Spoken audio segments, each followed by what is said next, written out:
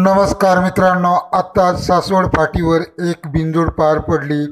यामध्ये बलमा आणि अर्जुन होते, त्यांच्या विरोधात होते छोटा मथुर आणि गजा।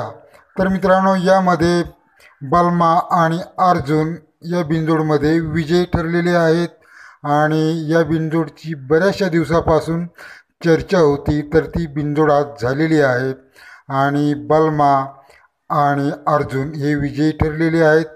त्याचबरोबर छोटा मथुर आणि गजा यांनी सुद्धा त्यांना बरीचशे चांगल्या फरकाने फाईट दिली, म्हणजे पळ चांगला दाखवला आणि बलमा हा नावाजलेला बैल आहे आणि अर्जुन सुद्धा, त्यामुळे थोड्या फरकामध्ये ही बिनजोड त्यांनी जिंकलेली आहे।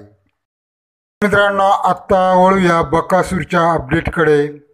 आत्ताच पार पडलेल्या भाळवणी या मैदानावर बकासूरला गटामध्ये मात पत्करावी लागली आणि रणजित सर निंबाळकर यांच्या सर्जाने विजय प्राप्त केला आणि सर्वत्र निंबाळकर सर यांनी वाह करत सर्जाचे आभार मानले आणि खूपच मनावर घेतले की सर्जाने माझे स्वप्न पूर्ण केले। तर मित्रांनो, एकेकाळी म्हणजेच सर्जाला बकासूरचा पैरा मिळाला, त्यामुळेच कुठे सर्जा हा उजेडात जास्त फरकाने आलेला आहे। मित्रांनो, यामध्ये रणजित सर निंबाळकर यांना स्वतःला वाटत असेल की आपण एक प्रकारे युद्ध जिंकले आहे आणि जर बकासूर जिंकला तर बकासूरची एवढे वाहवाह करत नाही, बकासूर प्रेमी एवढे काय जल्लोष करत नाही।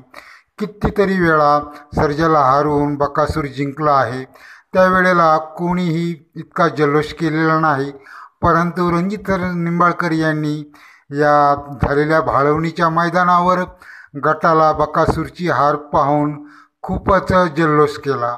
तर मित्रांनो, असे व्हायला नाही पाहिजे, कारण बकासूरमुळे सर्जा हा उजेडात जास्त प्रकारे आलेला आहे। घरणिकीचा राजासुद्धा बकासूरमुळेच जास्त उजेडामध्ये आलेला आहे। असे कित्येक बैल आहेत ते बकासूरने स्वतः उजेडात आणलेले आहेत आणि त्यांचे मालक आता बदललेले आहेत।